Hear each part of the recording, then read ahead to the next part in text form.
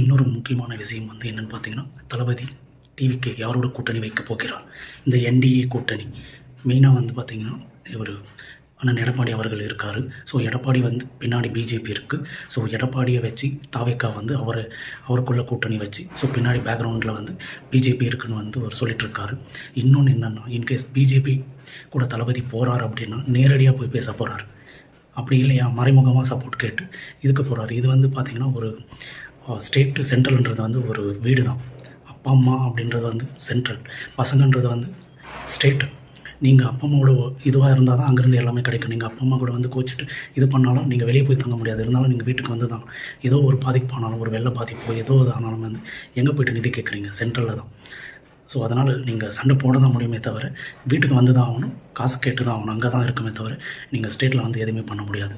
So அதனால் நீங்கள் எந்த கட்சியாக இருந்தாலுமே வந்து எதிர்த்தாலுமே கடைசியில் எங்கே போகணுன்னா வீட்டுக்கு, சென்ட்ரல் கவர்மெண்ட்டுக்கு போய் தான் ஆகணும். வேறு வழி இல்லை.